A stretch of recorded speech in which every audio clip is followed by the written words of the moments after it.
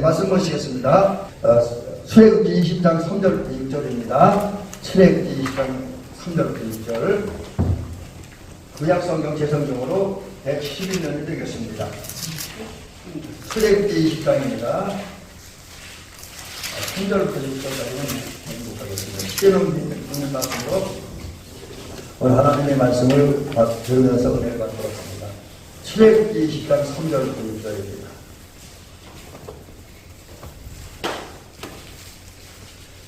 서두르지 말고 천천히 찾으세요.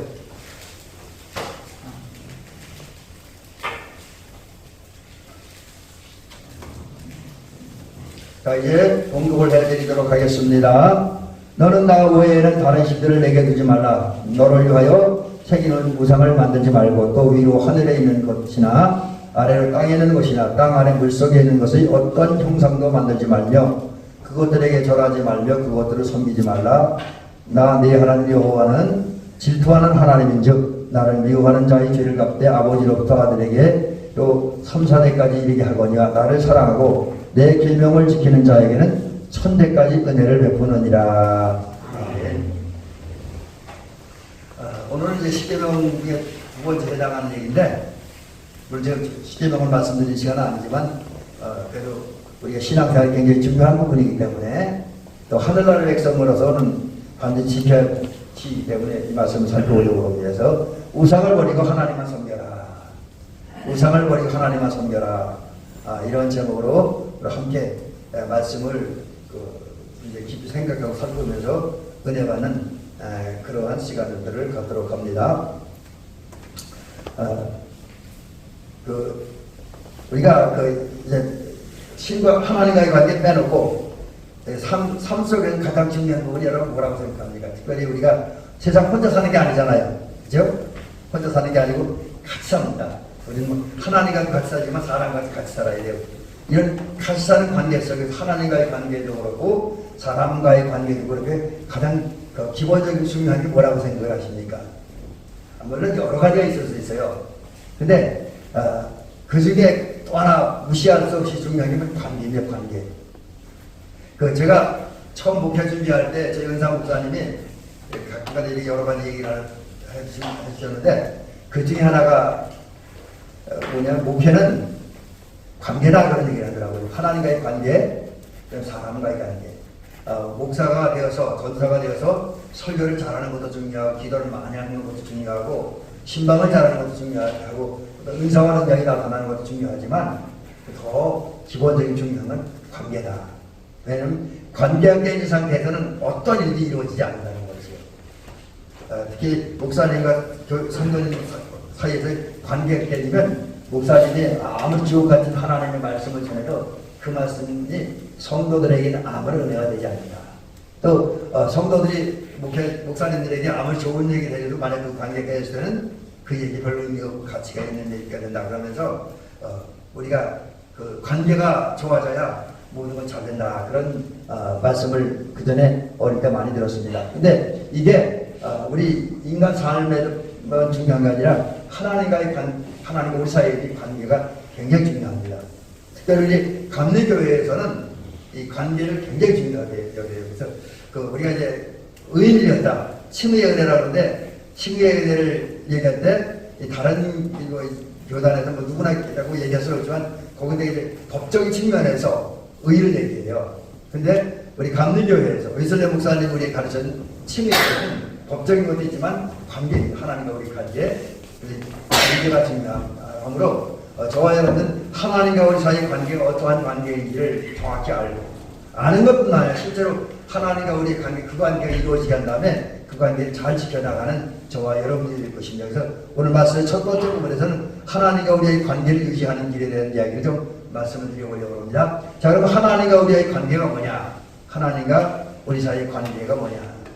자, 이제 먼저 관계의 내용보다는 관계의 중요성에 대한 이야기를 굉장히 중요하게 여깁니다. 그래서 관계가 중요하다는 것을 말씀드리고, 근데 관계는 맺는 것도 중요하지만 그 관계를 유지하고 지키는 것이 더 중요하다라는 거죠.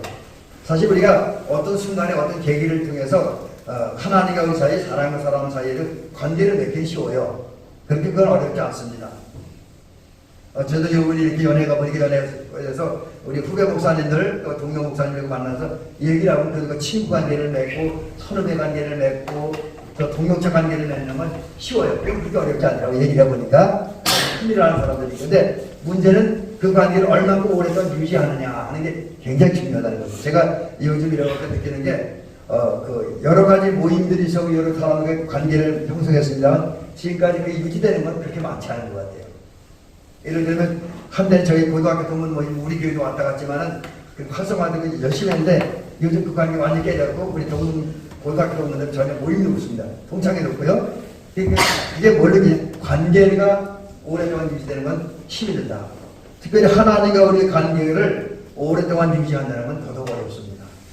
왜냐하면 사람들이 신앙이라는 게 왔다 갔다 하기 때문에.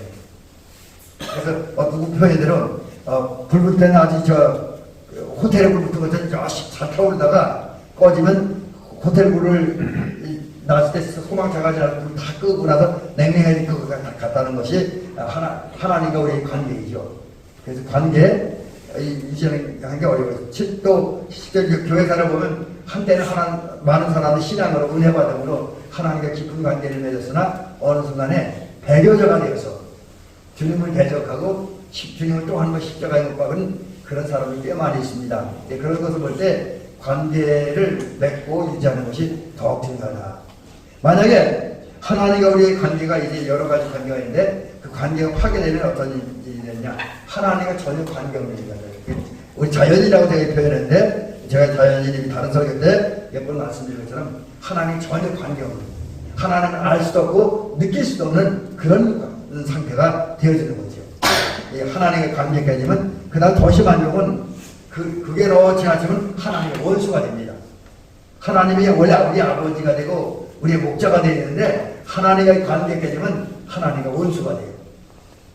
그런 데서 보면 관계를 유지한다는 게 매우 중요하다라는 거죠. 자, 그러면 이제 관계를 유지해야 되는데 그럼 관계를 유지하기 위해서 어떻게 살아야 되느냐. 특별히 하나님과 우리 사이의 관계를 유지하기 위해서 어떻게 살아야 되냐. 우리 다니엘서를 통해 그 해답을 찾는데 다니엘과 새 친구처럼 살아야 된다는 거죠. 다니엘과 새 친구의 삶은 어떻게 정리할 수 있냐. 크게 한 두세 가지 정리할 수 있는데 첫째는 신앙의 정교와 지조를 지키기 위해서 왕이 주는 포도주와 진리를 먹지 않는다. 하나님의 백성답게 살기 위해서 부정한 거, 불결한 거, 하나님이 금하신 것 먹지 않는다. 신앙의 정교와 지조를 지키기 위해서 그랬다라고 하는 거죠. 그 다음에 또 하나는 하나님의 말씀에 순종하기 위해서 또 하나님의 관계를 위하기 위해서 느부갓네살 왕이 세운 금신상에 절하지 않는다. 만약에 금신상에 절하지 않으면 풀무불 속에 던져 넣는다고 하는 그런 그 왕의 공포를 듣고도 공포라니까 하여튼 그런 선언을 듣고도 죽음을 각오하고 실제로 이제 그 풀무불 속에 던져지면서까지도 이분들은 그 느부갓네살 왕이 세운 금신상에 절하지 않아요. 오직 여호와 하나님만을 기도했다라고 하는 것이죠. 이제 그런 신앙생활이 있다 보니까 이분들은 하나님과의 관계를 끝까지 유지할 수 있었고 그 결과 하나님의 복을 받을 수 있었다라고 하는 거죠. 자, 그렇다고 한다면 저와 여러분들이 하나님과의 관계를 유지하기 위해서 해야 될 일이 이 다니엘과 새 친구들이 했던 그 일을 그대로 해야 된다는 거죠. 그래서 우리도 나의 신앙의 절개와 지조를 지키기 위해서 하나님의 뜻에 어긋나는 것을 접촉하지 않냐고 먹지 않냐고 또 그만 것을 저들 하지 않냐는 그런 삶을 살아야 되고 더군다나 우리는 하나님 아닌 다른 우상을 숭배하는 일들은 결코 하지 말아야 된다. 오직 하나님만 섬기고 하나님만 경외하고 하나님께만 기도해야 된다는 사실을 발견합니다. 자, 그러면 우리가 이제 다니엘과 새 친구처럼 살아서 맺고 유지하고 지켜야 할 하나님과 우리 사이의 관계는 어떠한 관계인가? 우리 너무 잘 아는 건데 그건 하나님과 우리의 관계는 신랑과 신부의 관계다. 그래서 하나님은 신랑 신부, 특별히 호세아 선지자에 그렇게 표현이 되고요. 또 이제 그 예수님 재림을 준비하는 이제 그 뭡니까 열처녀들에서도 신랑과 신부로 표현되어 있습니다. 남편과 아내의 관계로 표현됩니다. 여기 호세아서에서 많이 나오는 얘기고요. 그 다음에 목자와 요한복음 15장 시편 23편에서는 하나님과 우리 사이의 관계를 목자와 양의 관계로 표현하고 있습니다. 또 왕과 백성, 하나님은 만왕의 왕이고 우리 그의 다스림과 통치를 받는 백성이다. 또 우리 가장 익숙한 것, 하나님은 우리 아버지고 우리는 그의 자녀. 그래서 우리는 하나님을 아빠 아버지라 부른다라고 하는 거죠. 자, 이런 관계를 우리가 잘 끝까지 유지하면 하나님 기뻐하십니다. 그러니까 하나님은 우리를 버리지 않아요. 우리가 하나님의 신부로, 하나님의 아내로, 하나님의 양으로, 하나님의 백성으로, 하나님의 자녀로만 살면 그 관계를 유지하면 하나님 기뻐하셔요. 이거 믿으시기 바랍니다. 여러분, 하나님을 기쁘시게 해드리기 위해서 뭐 대단한 일 하는 게 아니라 하나님과 나 사이의 관계만 유지하면 돼요. 어떻게 보면 이건 그렇게 어려운 건 아니죠. 그리고 이제 우리가 하나님과의 관계를 유지할 때 구원을 받습니다. 그러니까 구원 물론 이미 우리 구원 받았지만 우리가 구원을 한 번 받으면 끝나지 않죠. 왜냐하면 물론 죄와 사망에 한 번 구원 받았지만 우리 끊임없이 죄를 범하기 때문에 끊임없이 세상 속에 살다 보니까 계속 죄 속에 빠져들어가고 세상과 마귀의 착취 억압과 지배를 받습니다.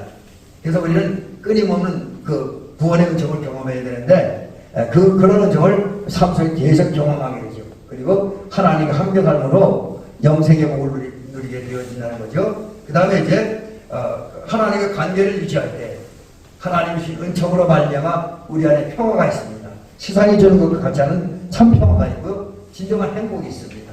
그리고 영육의 풍성함. 특별히 제가 좋아하는 로마서 8장 28절 하나님을 사랑하는 자 곧 그의 뜻대로 부르심을 입은 자들에게는 모든 것이 합력하여 선언된다고 합니다. 또 이제 요한서서 2절에 보면 내 영혼 잘된같이 내가 범사에 잘려 강건하기를 간구하노라. 이것은 순복음교회에서 예전에 삼중복음인가 뭐 그거 해갖고 굉장히 강조했던 그런 진리인데 여러분 이런 곡들이 누가 받느냐? 하나님과의 관계에서 신랑과 신부, 남편과 아내, 목자와 양, 왕과 백성, 아버지와 자녀, 그 다음 주인과 종의 관계를 잘 맺고 유지하는 자에게 복이 임하는 것을 믿으시기 바랍니다. 자, 그러면 이 관계를 유지하기 위해서 이제 우리가 좀 더 구체적으로 해야 될 일이 뭐냐? 그 중에 하나가 이제 오늘 본문에 보면 오직 하나님만 섬겨야 된다는 거죠. 여기 오늘 성경에 보면 너는 나 외에는 다른 신들을 내게 두지 말라. 이건 쉽게 얘기하면 우상 같은 거 다 주지 말고 오직 하나님만 섬겨야 돼요. 하나님만 우리 마음에 모시고 하나님만 우리 삶 속에 모시고 하나님만 섬기며 살아라. 한마디로 하나님만 섬기라고 하는 하나님의 명령인 것이죠. 자, 그러면 이제 우리 하나님을 섬겨야 되는데 그러기 위해서 필요한 것이 있다고 한다면 우리는 하나님이 어떠한 분인 걸 알아야 돼요. 여러분 흔히 그런 얘기예요. 아는 것만큼 보인다. 아는 것만큼 보인다. 그런 얘기를 합니다. 실제로 뭘 할 때 그것을 어떤 것을 되게 잘하면 좀 미리 내다보는 그런 것이 생기더라고요. 그다음에 이제 한참 운동할 때 보면 운동에 잘하니까 상대방 서 있는 것만 저 녀석이 뭘 하려고 알겠어요. 근데 지금은 몰라요. 이런 축구를 해도 그렇고 탁구 쳐도 그렇고 그 전에 한참 할 때는 여기서 상대방 얼굴만 보면 그 사람은 뭘 하려고 그게 생각이 미리 예측이 돼요. 근데 거의 미리 대비를 하는데 지금 운동을 안 하다 보니까 상대방 서서 움직이는 그 동작이 안 보이는 거예요. 이제 그런 걸 보면 전문가가 되어서 잘 알면 잘 보인다. 그래서 우리가 하나님을 정확히 알면 하나님을 많이 알면 하나님의 역사하신 은혜로움을 잘 볼 수 있다라고 하는 거지. 그런 면에서 보면 하나님을 알아야 되는데 하나님을 어떻게 하나님 아는 거 어떻게 되냐면 하나님을 알 때 우리가 진정으로 하나님을 존경할 수 있고 하나님을 더 사랑할 수 있고 또 하나님을 능력을 알고 하나님의 그 예리한 눈을 알면 하나님 앞에 경공하지 않아요. 두렵고 떨리는 마음으로 신앙생활합니다. 또 하나님의 그 은혜, 하나님의 역사하심을 알면 더더욱 하나님만을 믿고 의지하고 하나님께 경배드리게 된다는 거죠. 하나님을 모르니까 우리가 신앙생활에 소홀히 하다 봅니다. 정말 단순한 지식이 아니라 머리로 깨닫고 가슴으로 느끼고 삶으로 경험된 그런 하나님에 관한 지식을 가지면 그분들이 신앙생활을 잘해요. 그래서 우리 하나님을 알 때 우리 하나님을 진실로 존경할 수 있고 사랑할 수 있고 두려워할 수 있고 믿을 수 있고 의지할 수 있고 그분께 경배할 수 있다라는 거죠. 그 다음에 이제 우리가 하나님의 좋은 관계를 유지하기 위해서는 하나님을 인정해야 돼요. 뭘 인정해야 되냐? 우리의 왕. 그분이 우리 다스리는 분으로. 우리 이끌어가는 분이 인정하고 우리 그분을 이제 이끌림을 받는 사람의 사실 인정해야 된다는 거죠. 근데 하나님을 왕으로 인정한다라고 하는 말 속에는 이런 걸 인정하는 거예요. 하나님은 우리의 목자고, 그 다음에 우리 왕으로 인정하고, 나의 구원자, 나를 지가 사망에서 어려움에서 건져내고 자유와 평강을 주는 분으로 인정하는 그것이, 그럴 때 하나님을 잘 섬긴다. 또 하나님을 나의 피난처, 내가 어려움 당할 때, 고난 당할 때 피할 분은 하나님밖에 없다. 하나님께 피하면 하나님께 날 보호하신다는 믿음이 생기는 거죠. 그 사실 믿고 인정하는 때 하나님과 좋은 관계를 맺고, 하나님이 우리 삶 속에서 이 모양 저 모양으로, 특별히 이사야 42장의 표현에 의하면 의로운 오른손으로 우리를 붙들어주고 도와주시고 굳세게 하시는 그 사실을 믿고 인정할 때 하나님과의 관계를 계속 유지할 수 있다라는 거죠. 그런 상태에서 이제 하나님을 왕으로 인정하고, 목자와 왕과 구원자, 피난처, 산성, 돕는 자를 인정하고, 인정할 때 우리 그걸 정말 존경하고 사랑하고 믿고 의지하고 기도하고 찬양하고 예배드릴 수 있다. 그러니까 하나님의 관계를 유지할 수 있다, 이런 얘기죠. 자, 그런데 이제 하나님만 섬기기 위해서 우리가 해야 될 일이 뭐냐면, 하나님을 섬기는 방해가 되는 우상을 버려야 된다. 우상을 버려야 된다는 거죠. 그렇다면 오늘 성경에서 말하는 게 뭐냐?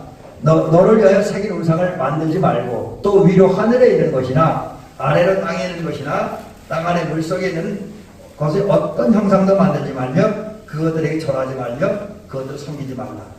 여러분 지금 주님은 이 말씀을 무슨 얘기하고 있습니까? 우상은 섬기지도 말고 우상이 될 만한 것은 만들지도 말라. 그래서 이제 그 우상 문제가 나와서 여러 가지 우리 한국의 논란들이 있었죠. 심지어는 대부분 받아들이지 않았지만 이 강단의 십자가 세운 것도 어떤 아주 근본주의자는 문자적으로만 해석하는 분들은 이 강단의 십자가까지 우상이라고 했었어요. 그래서 모 교단에서는 제가 저쪽 한쪽에 있을 때 어떤 다른 교단 목사님들 들은 얘기인데, 그 교단 작은 교단이에요. 그 작은 교단인데 강단의 십자가 띄기로 총회에서는 결의를 해야 돼. 이것도 우상이라고. 근데 교회에서는 이 십자가 때문에 그러니까 교회에서는 못했다 그래요. 그러니까 지금 우상에 대한 여러 가지 이론들이 있습니다. 근데 우리가 이제 우상을 잘 정리할 필요가 있습니다. 왜냐하면 우상을 너무 문자적으로 해석을 하면 우리가 그럼 신앙생활에 별 도움이 안 되는 경우도 있습니다. 그래서 우상이 뭐냐, 이제 그걸 좀 생각을 해보려고 합니다. 우상이라는 것은 우선 하나님이 아닌 다른 신들, 하나님 아닌 다른 신들, 기본적으로 우상입니다. 그 다음에 또 하나는, 이제 이거는 겉으로 드러나는 게 내면적인 건데, 사람의 하나님으로부터 우리의 마음과 생각을 빼앗아가는 것들. 그게 무서운 거죠, 조금. 내 마음을, 내 생각을, 내 삶을 하나님을 빼앗아가는 무엇인가 다 우상이라는 거지요. 심지어 권력 때문에 신앙생활 못한다. 거기에 마음 뺏겨서 신앙생활 못한 권력이 우상이라는 거지요. 또 더 심한 경우는 내 아내 때문에 내 마음이 하나님을 빼앗긴다면 그것도 내 아내가 우상이 된다는 거예요. 남편도 마찬가지고. 그 다음에 또 하나는 연장선상인데, 내가 하나님을 더 사랑하는 것. 하나님을 더 사랑하는 무엇이 다 우상이라는 거죠. 근데 사실 이 우상 중에 제일 무서운 우상이 이거 같아. 첫 번째 하나님 아닌 다른 신들은 우리가 크게 염려하지 않았어요, 우리는. 근데 두 번째, 세 번째 심각한 문제입니다. 왜냐하면 우리는 알게 모르게 우리의 마음을 하나님으로 빼앗아가는 것들이 내 주변에 너무 많이 있어요. 여러분, 여기 이제 우리 할머니들이 많이 앉아 계시는데, 할아버지도 많이 앉아 계시고, 근데 할아버지, 할머니들은 손자, 손녀한테 마음을 많이 뺏기잖아요.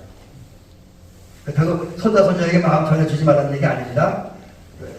근데 이것 때문에 하나님을 섬기는 마음, 하나님을 믿는 마음, 하나님을 사랑하는 마음이 뺏긴다는, 그게 우상이 된다는 거죠. 그래서 이 마음 뺏기는 것과 하나님을 더 사랑하는 것들은 사실 우리에게 심각한 문제가 되는 그런 우상들입니다. 근데 이런 우상들은 좀 더 살펴보면 크게 두 가지로 이야기할 수가 있습니다. 하나는 보이는 우상이죠. 보이는 우상. 보이는 우상이 뭡니까? 하늘에 있는 것, 하나님 안 다른 신들의 형상도, 이제 우리 주변에 뭐 신들의 형상 많이 조각해서 세워놨잖아요. 그죠? 특별히 저 이제, 설악산 쪽에 가면 그런 게 많이 있잖아요. 하나님 안 다른 신들 체경 형상. 그 다음에, 사람, 그 자체가 신은 아닌데 사람들이 신처럼 알고 있는 하늘에 떠있는 해, 하늘에 떠있는 별, 하늘에 떠있는 달. 이거 신으로 섬기는 사람들 많이 있잖아요. 혹시 여러분이 여기 권사님들, 특히 여자분들은 어릴 때 어머니, 할머니 따라가서 정월대보름에 달맞이 한다는 달신에게 기도해 보신 적은 없는지 모르겠네요. 저희도 어렸을 때 우리 할머니들이 그렇게 많이 시켰던 기억이 지금도 납니다. 그러니까 그런 거. 원래 신은 아닌데 사람들이 하늘에 떠있는 해나 달이나 별들을 신을 섬기는데 그것이 우상이 되는 거지. 또 이제 땅과 바다에 있는 돌, 나무, 뭐 기타 여러 가지 물체들 많이 있잖아요.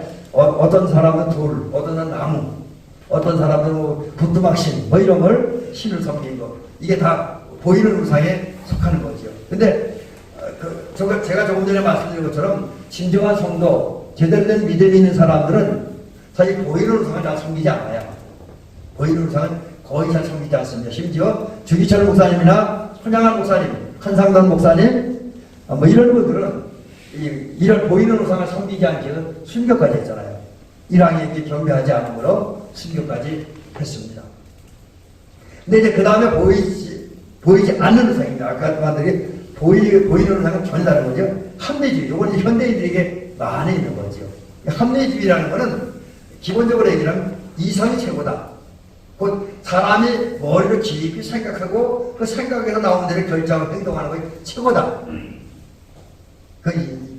그런 건데 이런 이성, 물론 하나님 우리에게 이성이라는 생각이라고 하는 것을 은혜로 선물로 주셨습니다. 적어도 하나님께서 우리 인간들이 하나님의 형상을 주셨다고 할 때 그 속에는 이성도 있는 겁니다. 근데 그 이성이 신앙적이지 아니하고 불신앙적인 면 작용된다면 그 이성, 그 인간의 생각이 우상이 될 수가 있다는 거죠. 그리고 하나님보다 자기의 생각을, 자기의 어떤 이론을, 세상 이론을 더 앞세우면 그게 이제 일종의 합리주의고 그것들이 하나의 우상이 되어 있다라고 하는 거죠. 근데 많은 현대인들은 워낙 합리주의적인 사상에 빠져있기 때문에 합리주의라고 하는 이 우상을 많이 섬기고 있습니다. 행여나 우리 성도들 가운데도 합리주의라고 하는 우상을 섬기는 분이 없는지요. 근데 사실 우리 순간순간 이 합리주의에 빠져고 내 생각이 최고라고 생각하고 그 생각도 삶으로 말미암아 합리주의 우상을 참 많이 섬기고 있는 것도 사실입니다. 그 다음에 쾌락주의, 향락주의. 오직 신체와 몸의 그 즐거운 쾌감을 그것이 최고의 인생 행복이라고 생각하고 거기에 목숨 거는 인생. 신체의 쾌감, 그런 거, 음주, 음란, 폭력, 부패 이런 거 다 여기에 해당할 수가 있겠죠. 그 다음에 보이지 않는 우상 가운데는 신비주의. 이게 이제 종교에 관한 겁니다. 인간의 이성과 상상을 초월하는 어떤 초자연적 세계에서 벌어지는 그런 거, 그런 걸 느끼고 경험하는 것이 최고다. 그래서 이 신비주의, 물론 우리 기독교도 사실 기독교 신앙은 신비주의인 거 맞습니다. 심적인 게 많이 있잖아요. 인간의 이성과 상식이 초월하는 부분이 많이 있습니다. 근데 이것이 성서적이지 않을 때 성경적인 것 밖에 나오는 신비주의라고 하면 그것도 일종의 우상이 되는데 현대인들이 많은 그런 신비주의의 우상을 섬기고 있습니다. 그 다음 일과 재물. 하나님보다 일과 재물을 더 선하고 더 집중하고 더 앞세우고 이것 때문에 주의 못 지켜요. 일 때문에, 재물 때문에 주의를 못 지키고 예물 드리지 못하고 그 생각을 도둑질 한다 했습니다. 하나님의 것을 도둑질하는 것, 이것도 우상 숭배 중에 하나이고요. 그 다음에 우상의 종류에는 우상의 모습이라고 그러죠. 이제 흉측하다. 그래서 여기 지금 제가 이 신이 어떤 신인지 자세히 모르겠는데 그 자료를 보다 칼라신이라고 하는데 이 신의 모습 보면 무기를 들고 있어요. 전쟁하는 무기를 들고 해골을 주례까지 이렇게 달고 그래서 이 칼라신이는 보기만 해도 흉측하다. 근데 이제 우상의 모습이 이런 신이라고 합니다. 그 다음에 카네사라고 하는 우상도 있는데 머리가 코끼리 같고, 그 다음에 네 개의 팔이 있고 손이 있대요. 그리고 큰 쥐를 타고 다녔고, 뭐 이런 머리에 뱀이 감싸있는. 그래서 보기만 해도 흉측한. 그래서 여기 지금 우상의 모습은 여기서 볼 때, 보기만 해도 그런데 모습이 흉측한 모습이다. 이렇게 얘기를 합니다. 그 다음에 우상은 우리 삶에 전혀 도움이 되지 않죠. 여러분, 그래서 한마디 정리하면 세상에 많은 우상들이 있지만 보이는 우상도 있고 보이지 않는 우상도 있는데 그 어떤 신들도 그 땅을, 그 백성을 하나님의 손에서 건져내지 못합니다. 하나님의 손에 굴복할 수밖에 없는 이제 우상의 모습이고 우상의 구동이죠. 그 다음에 복의 근원이 되지 못한다. 이제 우상 성경으로 사람들은 복을 받지 못한다. 그래서 우상은 여기 보니까 말도 못하고 걸어다니지도 못하고 화도 주지 못하고 복도 주지 못한다. 그래서 우리 인간에게 복을 전혀 줄 수 없는 게 우상이다 하는 거죠. 그 다음에 우상은 무능력하다. 그래서 성경을 보면 재미난 얘기 있잖아요. 그 이스라엘과 블레셋 군대가 싸우고 블레셋 군 이제 엘리제 사장 때 있었던 얘기죠. 근데 그 이스라엘이 블레셋에 졌어요. 그때 그러자 이스라엘 이긴 그 블레셋 군대가 성전에 와서, 그러니까 그때 회막이죠. 회막에 와서 그 회막에 모셔진 법궤를 가져가잖아요. 그래서 자기 신상에 다고 신상 앞에 놔둡니다. 근데 그리고 하룻밤 자서 그 다음날 아침에 보니까 다곤신이 이 신상이 그 법궤 앞에 쓰러져 있는 거예요. 그래서 이거 누가 이렇게 나오고 이제 다곤 신상 민사도 그 신을 세워놨어요. 그 다음날 하루 또 와서 보니까 그 다음엔 손이 끊어지고 발이 끊어지고 머리가 끊어진 상태에서 법궤 앞에 쓰러진. 그게 이제 우상이 하는 거예요. 또 우리가 잘 아는 대로 그 야곱의 딸 라헬이 그 집을 떠나서 그 이제 그 가나안 땅으로 올 때 뭘 가져옵니까? 그 아버지가 섬기신 그 드라빔을 가져오는데 아버지가 이제 그 신을 찾아다니까 어떻게 합니까? 자기 완전 나귀의 안장 밑에 놓고 그거 깔고 앉았잖아요. 근데 그 드라빔이라고 하시는 그 라헬로, 야, 너 건방 뒤에 나귀 깔고 앉아? 너 그럴 수가 있어? 그래서 말 한마디 못하는. 이제 그게 이제 무기력한 우상의 모습이다라는 거죠. 자, 그러면 이제 만약에 그럼에도 불구하고 사람들이 우상을 섬기면 어떻게 되냐? 성경에 보면 참 강단의 표현하기도 거칩니다만 저주와 멸망을 받는다고요. 성경 그대로 소개해드릴게요. 이거 제가 다른 해석 붙여드리지 않을게요. 내가 만일 내 하나님 여호와를 잊어버리고 다른 신들을 따라 그들을 섬기며 그들에게 절하면 내가 너희에게 증거하노니 너희가 반드시 멸망할 것이다. 여러분 오늘 본문에 보면 성경에 보면 하나님 우상 숭배하는 자를 반드시 망하게 했다는 거예요. 네. 우상을 만들고 섬기는 것은 하나님 가장 싫어하는 것이기 때문에 가장 무섭게 엄하게 징계하신다. 그래서 망한다는 거죠.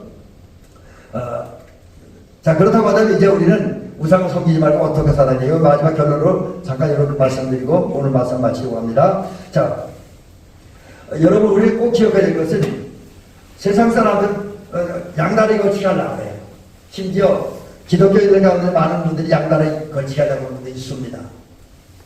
어릴 때 제가 들었던 그 방송 배우에 하면 어떤 드라마를 쓰는 드라마 작가는 아침에는 교회 가고 저녁에 절에 간대요.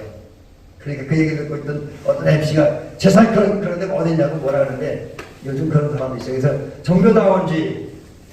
정교다원주의가 일종의 그런 거거든요. 그 다음에 그 신학적인이나 철학적으로는 그걸 포스트 모더니즘이라고 얘기를 합니다.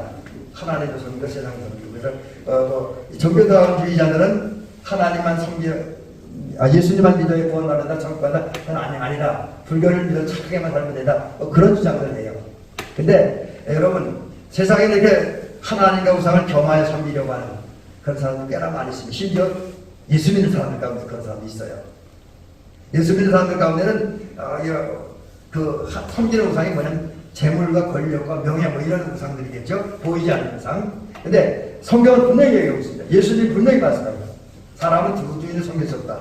하나님을 섬기는 우상 섬기는 하나만 섬길 수 있다. 라는 사실을 말씀하고 있습니다. 구체적으로 보면 누가복음 16장 3절에 보니까 예수님께서 직접 말씀하신 거예요. 지파인이 두 주인을 섬길 수 없나니 혹 이를 미워하고 저를 사랑하거나 혹 이를 중히 여기고 저를 경히 여길 것입니다. 너희는 하나님과 재물을 겸하여 섬길 수 없다. 제가 제물로 표현했습니다. 다른 말하면 우리 사람 두지, 하나님의 우상이라는 두지를 동시에 섬길 수는 없다라고 하는 거죠. 반드시 하나님의 우상 위에 한 분만을 섬길 수 있다는 거예요. 자, 그렇다면 이제 우리는 오늘 선택을 해야 됩니다. 그래서 신앙은 어떤 면은 매순간 선택의 순간인 것 같아요. 어떻게 생각하십니까? 아마 우리 권사님들, 우리 장로님, 우리 집사님들을 오늘 여기 나오면 여러분들 하나님의 은혜도 있어요. 하나님의 은혜를 받는 여러분들이 선택한 거예요. 사실 우리에게 자유의지가 주어졌기 때문에 주일인데도 교회 올 수 있는 자유도 있고 안 올 수 있는 자유도 있어요. 그것도 어떤 목사님 어디 저렇게 말씀해야 되는데 그 다음에 더 중요한 게 있어요. 하나님 우리 선택의 자유를 주셨죠. 선택에 따른 책임도 주셨습니다. 책임을 우리가 지라는 거예요. 네가 네 자유롭게 무엇이 원하는 선택해. 그런 그 책임은 네가 져는 거예요. 그게 하나님의 법칙입니다. 근데 우리 사랑하는 우리 장로님과 권사님들, 집사님들은 지혜로우셔서 좋은 선택을 하는 거예요.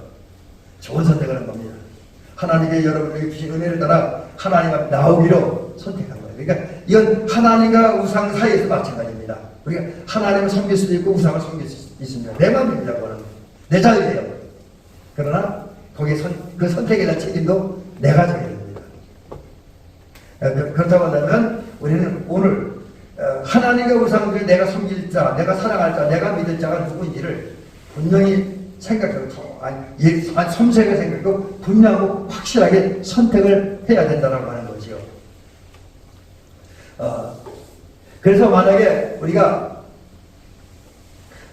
이제 은혜와 사랑과 복 주시고 하나님 섬기기로 작정을 하면 그 실제로 하나님만 생각하면 하나님 우리에게 은혜와 사랑과 복을 주시고 구원을 주시고 하나님의 자녀 천국 백성이 되는 은혜와 복을 주십니다.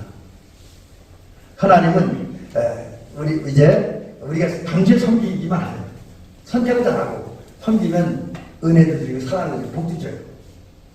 복은 우리가 신명기 28장에 보면 여러 가지 복이 약속되어 있어요.